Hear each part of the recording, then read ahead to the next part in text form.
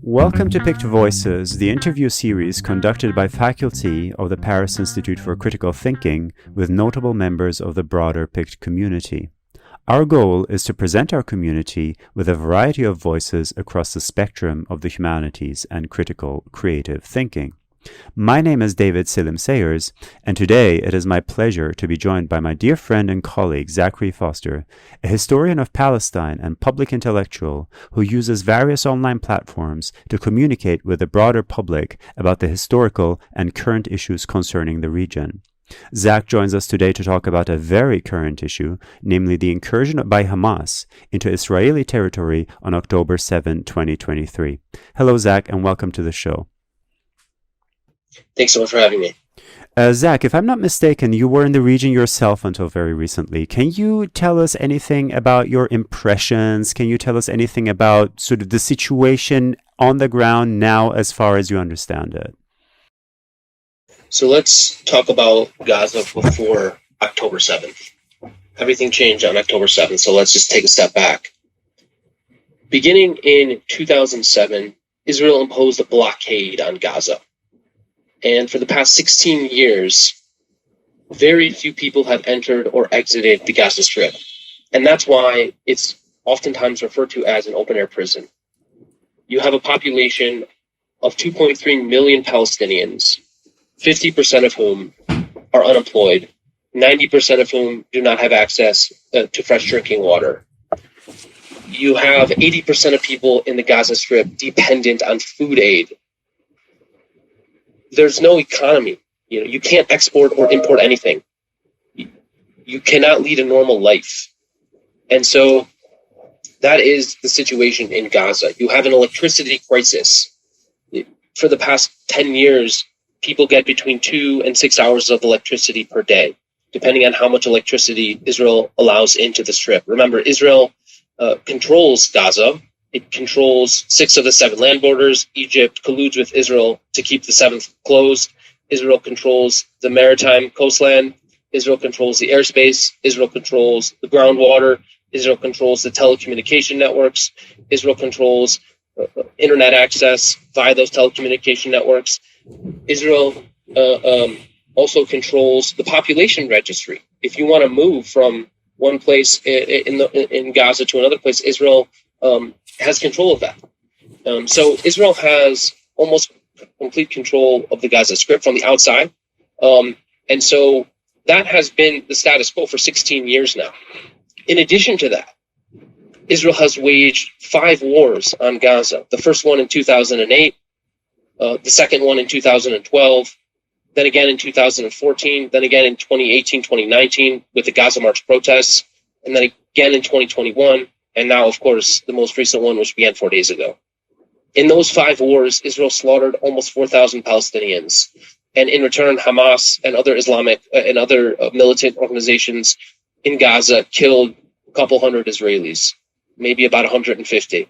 So the death ratio, strictly speaking, by the numbers, is something like 18 or 19x. For every 1 Israeli killed by Palestinians, Israel kills 18 to 19 Palestinians. Okay, so that's kind of from a bird's eye view, just taking a step back. That is the situation in Gaza. You have a mental health crisis. The vast majority of children have never lived life not under siege and not under war. Imagine being 16, 17, 18 years old and having experienced 5 wars. And beyond the wars, in between the wars, you have little spouts of violence when 10, 20, 30 Palestinians are killed, or 50, 60, 70 Palestinians are killed. These aren't even included in the war counts. Right. And those flare-ups happen literally on a monthly basis. Right. And I mean, even when there is no direct violence that is being experienced, as you were saying, you could hardly call this kind of life a normal life. Because as you were saying, well, firstly, you're reeling from the trauma of the situation that surrounds you, the war situation or the violence situation, plus your most basic needs are not being met. There is no way to talk about a regular, a normal, an acceptable form of existence for children or for adults. The situation has been totally intolerable. And the United Nations, I believe it was in 2010, published a report that said Gaza will be unlivable by 2020. unlivable by 2020. So that was 3 years ago. And that was 3 years ago. Exactly right. You have a situation where people have no hope for the future, total despair. And in a situation where you have total despair, where you have no work opportunities, where you have no plausible belief that you can make something of yourself in your future, that your future is grim and bleak and dark, where the only thing that is going to happen to you is death and destruction. When you have a population of 2.3 million people, half of whom are children, by the way, who are growing up in this type of environment, that breeds an incredible amount of trauma and hostility and anger and pent-up rage. And that's what we saw on October 7th. Well, so this is of course. I mean, you described the situation, the living situation, if we can call that really living, the situation in Gaza, and you led it up into what has happened now. Am I to understand that you view these conditions that these people are living under as some kind of justification for the violence that has occurred? I reject violence against civilians, no matter whether that violence comes from the state of Israel or Hamas or ISIS or anybody else. Okay, there's never any justification to kill innocent people. I think it's important when trying to make sense of the situation, when trying to understand how people could commit these gruesome acts of violence. I think it's important to try and understand what could have possibly led someone to do such a thing. Okay, when Jewish historians of the Holocaust try and make sense of how it is that the population of Germany in the 1930s accepted Nazism, they're not justifying Nazism. They're trying to understand how it is that this regime in Germany came to power and how it came to gain acceptance within German society. You're not justifying it by trying to understand it. I mean, if so, no historian could study any act of violence or any evil act of violence in history. Otherwise, by trying to understand why it happened, you'd be justifying it, right? So, I mean, this idea that by trying to understand a person's motives, you're justifying those motives, I think is absolutely insane. Yeah. I have to say I agree with you there, Zach. Talking about the current situation, or talking about what led up to the current situation, Zach, is this incursion by Hamas into the Israeli territory the following retaliation, if you may want to call it that, or whatever you want to call it, on the side of Israel? Is there something new about this, or are we just witnessing a kind of a slightly different reiteration of what has been happening, as you were saying, for many years so far? Or is there something about this that you would describe as a turning point? Well, this is definitely a turning point. There's no question about that. Why is it a turning point? Well, I think for a long time, Israelis were basically indifferent to the situation in Gaza. Of course, you had leftists. Of course, you had activists. Of course, you had anti-occupation and anti-siege and blockade activists. But those people represented a small minority of the Israeli public and had very little impact or influence. And I think part of the reason why there was so much indifference to the crisis in Gaza, to the food crisis, the water crisis, the health crisis, the electricity crisis, the economic crisis, I think part of the reason there was so much indifference was because Israelis never had to think about it. For them, Gaza was locked up. The fence was secure. I had a friend tell me who served in the Israeli army that basically the Israeli army for since 2007, 2008, when it imposed a blockade and when it really sealed shut Gaza Strip, you have multiple Israeli soldiers staring at a 6-foot part of the fence 24/7, day and night, in addition to all the sensors and all the motion sensors and all the barbed wire and the 150 meters on both sides of the fence, which is a no-go zone, and they'll shoot you if you even enter that area. So in addition to all these crazy security measures, they have multiple people staring at each segment of the 21-mile fence. Okay, so I think for Israelis, this was this was a shock, because never in their wildest dreams would they have imagined that not only would Hamas be able to breach the fence, but they would be able to send hundreds of Hamas, potentially even thousands of Hamas. We don't know the numbers.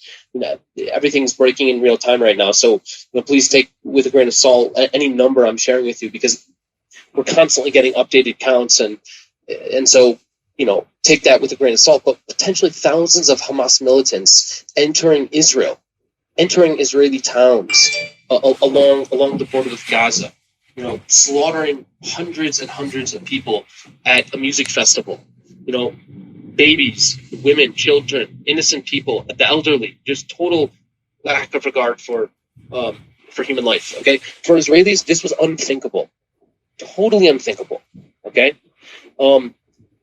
so I think that obviously this changed for Israel.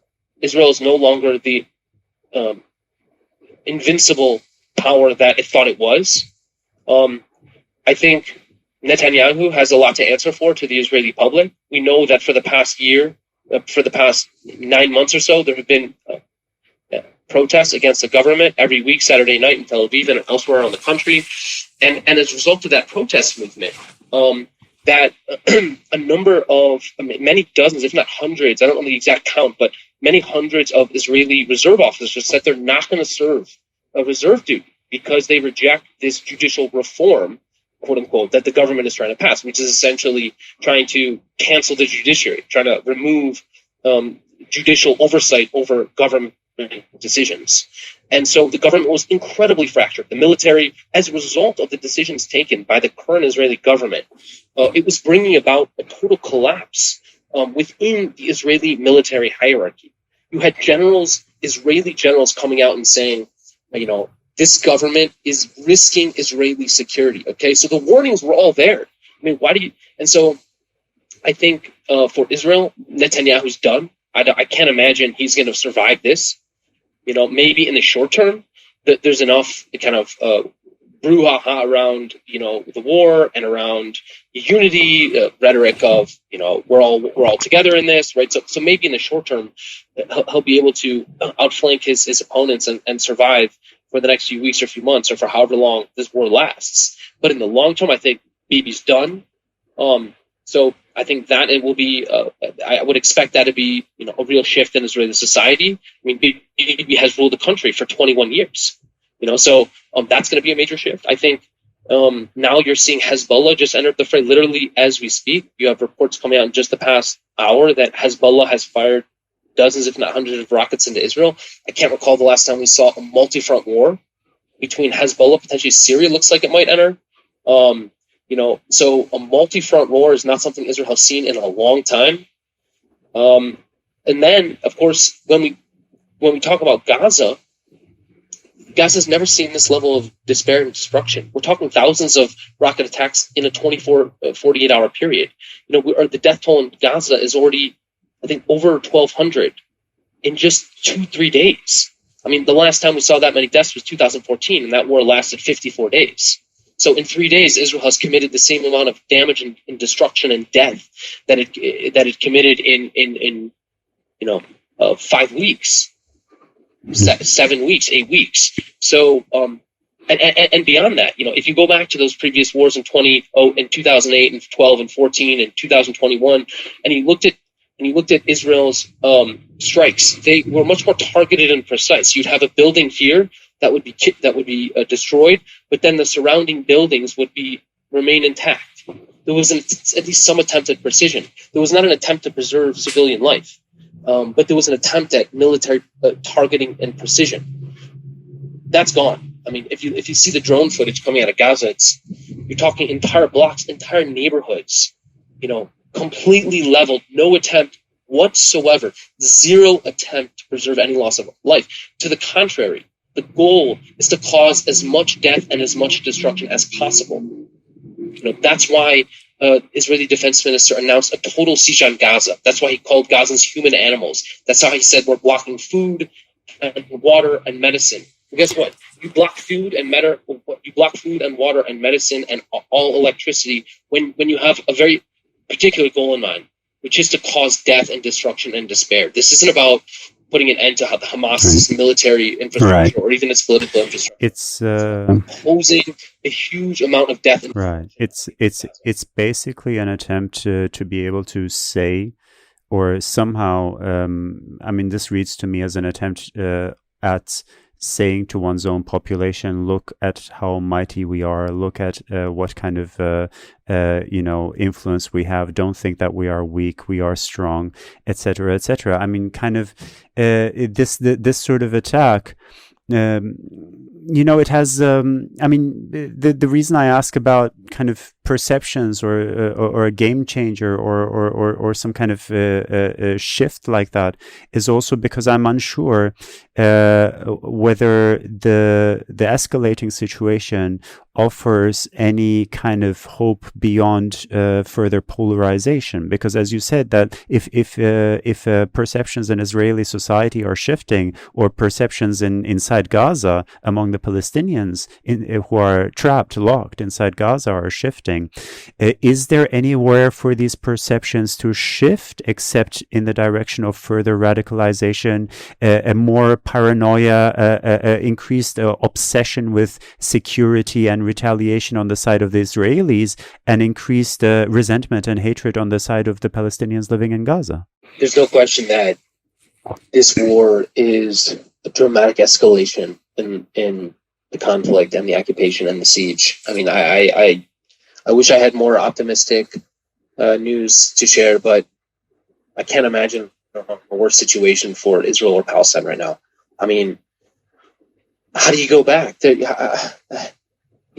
There's no going back now. I mean, what is Israel going to reoccupy Gaza? Are they going to send troops to patrol the streets of Gaza? What, they're going to try and kill all 50,000 Hamas members? They're going to try to kill all million Hamas supporters in Gaza? Do they think that if they kill all the Hamas militants, there won't be 5 times as many of them that want to pick up arms after this genocidal war? I mean, give me a break. Right. I mean, one thing that I was thinking of while you said that, Zach, was 9/11, because obviously we know what happened after 9/11. The United States went and found justifications in this event in order to occupy Iraq, or to invade Iraq, to invade Afghanistan, to occupy these territories, and we all know how that ended in the end, very ignominiously. But surely somewhere, somehow, someone along the way benefited from what transpired. So if the populations of Israel and Palestine at this moment are only standing to receive more hurt and to be worse off than before because of what's happening, who is benefiting? This is a lose-lose-lose situation. There are no winners here. I can't think of any winners. Zero. In that case, let me sort of expand the range of that question a little bit, and ask you a question that sort of leads us a little bit further into the history of the conflict, if you will. Because I asked who is benefiting from the current situation. What has been the benefit, or what has been the justification? Very stupid question, but what has been the justification to keep literally millions of people locked up for years on end, controlling their most basic needs and supplying them at will, or cutting them off at will? What has been the benefit, or what has been the interest in doing this? I think on the Israeli side, the justification and the interest has evolved over time. I think initially, at first, when Israel first imposed the blockade on Gaza back in 2007, 2008, the idea was to punish the people of Gaza for electing Hamas. Right? There was a free and fair election in 2005 or 6. It was Hamas versus Fatah. Fatah represented by Mahmoud Abbas, who was the heir to Yasser Arafat, representing Fatah and the PLO, an organization that had proven itself to be incredibly inept at governance, incredibly corrupt, billions of dollars going missing, officials stealing huge amounts of money from the people, awarding contracts to their friends and family members. So an incredibly corrupt government. What do you know? They lost. On the other side was Hamas. What did Hamas have going for it? It invested tens of millions of dollars into social programs, educational programs, welfare programs, after-school activities for kids, religious programming. So Hamas was investing in Palestinian society for decades. They also represented a militant, they represented militancy. They represented a militant resistance to the state of Israel, which has long had widespread support within the Palestinian population. They represented a more religious approach to politics, which is, again, very, 85% of Palestinians are Muslim and many of them are religious. So Hamas, had many, many reasons why it won. But basically they won. Free and fair election. There were Western observers widely agreed and accepted that this organization, which was perceived to be uncorrupt, which was perceived to be a benefactor to the Palestinian people, and which was also perceived to be a militant organization, won. And the result of that was that Israel imposed a blockade on Gaza, and based on the belief that they could punish the people of Gaza. They could put them on a diet. And that was actually implemented, right? So they calculated how many calories does each Gazan need every day to survive. Let's give them just enough to survive. Let's make sure we let in just enough food aid so that they're not starving. And so the idea was to put Gazans on a diet. And then every few years, once Hamas committed some a barrage attack on Israel with rockets, or maybe they attempted to breach the border fence, maybe they did nothing at all. Every few years, Israel would go in, and this is Israeli rhetoric, by the way. It would go in and, quote, mow the lawn, treating Gazans, treating Palestinians, treating 2 million people as overgrown grass. And that was the Israeli attitude for years.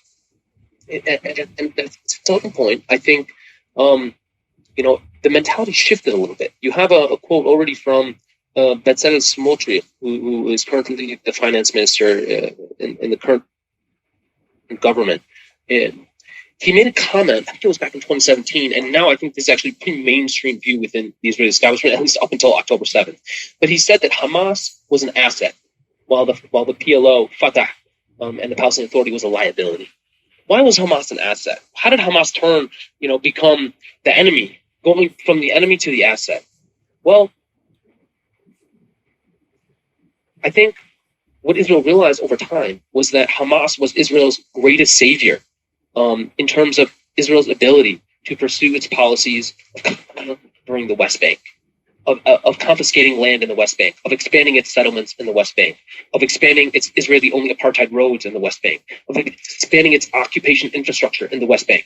So basically, I think what Israelis realized, especially in the upper echelon of political power, was that every time there's a spat between Israel and Hamas, the entire West, the entire world condemns Hamas for attacking civilians, which they do, because they don't have the technology to fire rockets at Israeli military installations, so they fire rockets into Israel indiscriminately, targeting civilians. And so because of that, Israel realized Hamas was a blessing. It gave Israel carte blanche to pursue to pursue the thing it really cared about, the thing it really wanted, which was the total Judaization and control of Jerusalem and the total control of the West Bank. And it realized that, in order for it to have the West Bank, in order for the West to turn a blind eye to its policies of apartheid and ethnic cleansing and occupation of the West Bank, that it had to make this small sacrifice of having this, nuisance on its southwestern border. And in the end, up until October 7th, Israel never suffered more than 15 or 20 casualties, even in the worst conflicts, in the worst wars in 2008 and 2014. No more than a few dozen Israelis were killed. So it was basically a non-issue. Of course, the southern towns of Sderot and Ashkelon and those kibbutzim on the border, of course, they lived in terror because every few months there'd be rockets flying over them. So they had a huge amount of trauma. But for the vast majority of Israelis, Gaza was a non-issue. It didn't affect them. And to the government, if it didn't affect the vast majority of Israelis' day-to-day lives, it was an asset because it gave Israel the ability and the power and the Western support it needed to pursue its policies in the West Bank that it wanted. And so I think ultimately that has been the case up until October 7th, and obviously everything changed just a few days ago. So, Zach, that also goes some way towards answering my earlier question about who actually benefits from this escalation of violence. But what makes you believe that this escalation of violence that we're witnessing right now is not just an amplification of the trend that you just outlined for us, namely that Hamas is a very convenient excuse for Israel to take any extreme measures, for the state of Israel to take any extreme measures that it might want to take in pursuing its colonialist policies in the region. Why would this be something? The events that are unfolding right now, why would they be something that counteracts this trend rather than something that reinforces this trend? Well, I think it's owing to the magnitude of the death and destruction and despair that has been inflicted on Israel and the Israeli population over the past few days. Right? I mean, in previous conflicts in 2008, 2014, and 2021. Most Israelis were for the most part unaffected by those wars. Sure, you had reserve units called up. Sure, you had ground troops that suffered casualties. Sure, you had an occasional civilian here and there die from a rocket attack. But again, for the most part, the Israeli civilian population remained pretty much unaffected by those wars. In fact, if anything, it was much more so the attacks inside Israel and inside the West Bank settlements by Palestinian militants, stabbing attacks, car rammings, bombs, shootings, gun attacks. Right? So those were the attacks that really Israelis feared, and they actually, for the most part, came from the West Bank, not from Gaza. Gaza was, for the most part, forgotten. The Israelis never think about Gaza. You lock them up in prison, throw away the key, don't have to think about it. Whereas in the West Bank, obviously because of the Selim enterprise and because Israel is so deeply entrenched in the West Bank, it's so much easier for West Bank Palestinians that want to commit acts of violence against Israelis to do so because it's such a porous border. It's so easy for them to cross into Israel. And so, Gaza was a non-issue. But obviously, when you have hundreds, if not thousands, of Hamas militants entering Israeli towns, committing these gruesome acts of violence that they committed, I mean, that changed everything, right? No longer is it, something off in a distant land, 20 kilometers away, behind a wall and so I never need to think about it. Now they're in my towns and villages and cities slaughtering innocent people, and that changed everything. And so the government now, I think, will eventually, face a huge amount of criticism. Yuval Noah Harari just published an op-ed in, I believe, Ynet or one of the Israeli publications, basically saying, Netanyahu needs to go. You heard Thomas Friedman, the New York Times columnist, basically say, the number one reason this happened is because of Bibi. He blamed Bibi ahead of Hamas for what happened. Why? Because of the fault lines and the divisions taking place right now within Israeli society as a result of the protest movement and a result of the defections from the military and a result of the distractions in the government. The government is focused on the West Bank. Smotrich and Ben Gvir, they're obsessed with the West Bank, of colonizing the West Bank, of expanding settlements in the West Bank. All attention is focused on expanding settlement, enterprise, and ethnic cleansing and control in the West Bank and Jerusalem. And so they've completely taken their eyes off Gaza, right? So there will be an accounting, and Israelis will, I imagine, hold Bibi Netanyahu to account for the security failure. So I think this is very different, very, very different from previous escalations of violence. Basically, Zach, what you're saying makes me think that there might be, or you're hoping, that there might be a paradigm shift in thinking within Israeli society as to the acceptability or as to the feasibility of proceeding any further with the tactic of using Hamas as an asset, basically, in order to carry out certain political and military objectives.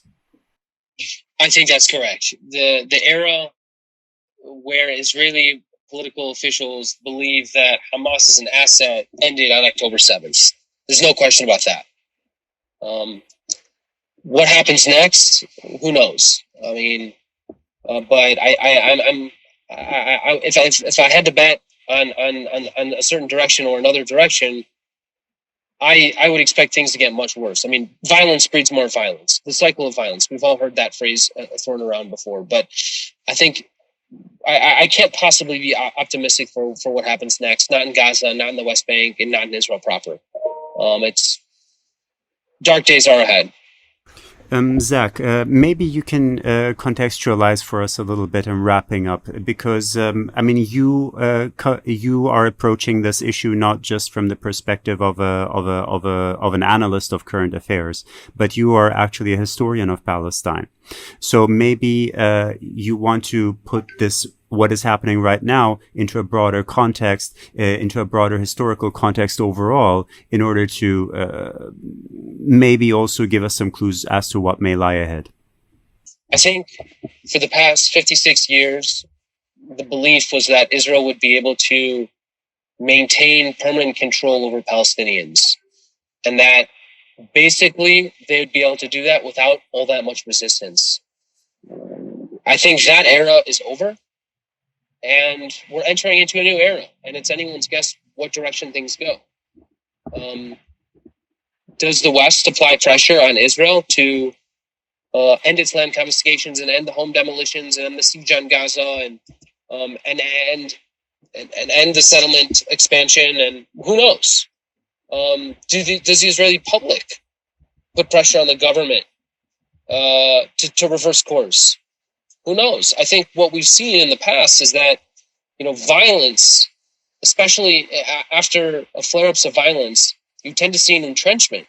It's the more conservative, the more reactionary elements that tend to do well. This is what happened in 2021 after the May war between Israel and Hamas in Gaza. Hamas had experienced a surge in popularity. Why is that? Well, the same is true in Israel. After that war, the right wing has only strengthened in Israel, and so I can't imagine that this war is somehow going to turn out good for the progressive elements within Palestinian and Israeli society. And so I would anticipate things to become more violent. I would anticipate the occupation to intensify.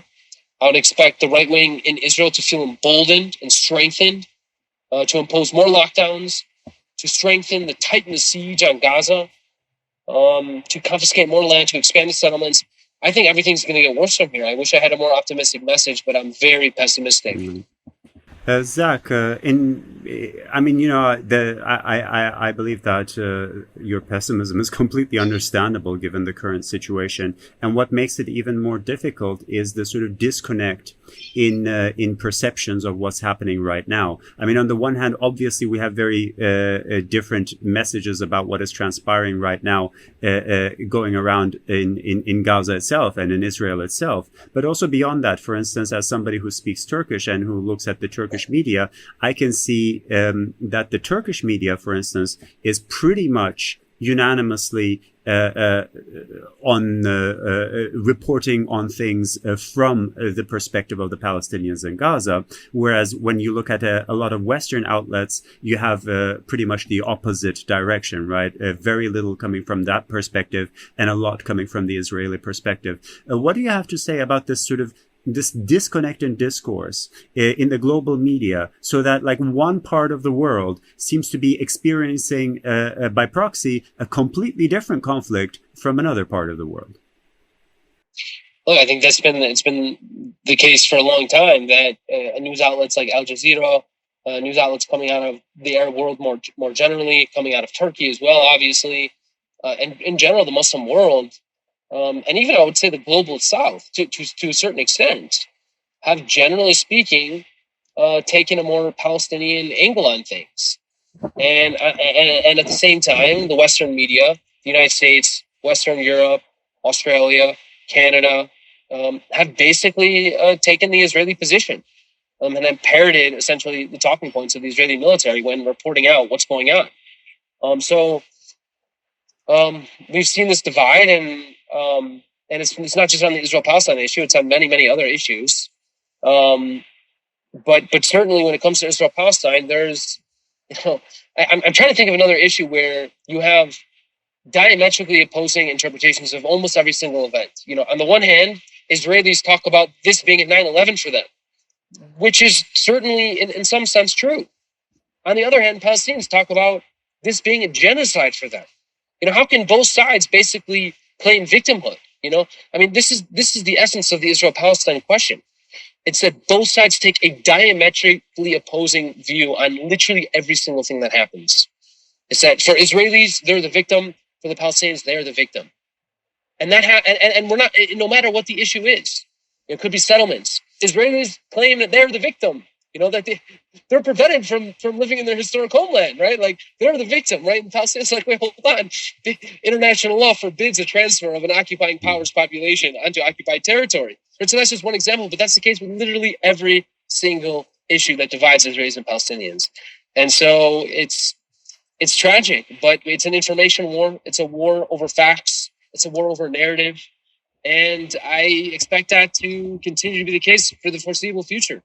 Right, Zach. So I think if we can claim that there is anything to learn at all from events as terrible as the ones that are transpiring right now, it's that there is no way to find any kind of resolution as long as we are divided into camps. Not just physically groups, but divided into discursive camps that are so separated from each other, not just diametrically opposed to each other, but basically just trapped in their own discourse to the extent that the other side becomes completely inaudible, or that the discourse is produced specifically to prevent or to hinder communication, to make communication impossible, to make exchange impossible, that things can only get worse from there, Zach.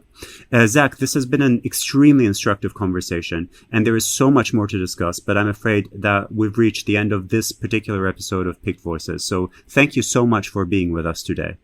Thanks so much for having me. My name is David Selim Sayers. We're at the Paris Institute for Critical Thinking, and today we had the pleasure of welcoming Zachary Foster, who gave us much needed context on one of the most hotly debated political issues of the moment, namely the Hamas incursion into Israeli territory on October 7, 2023.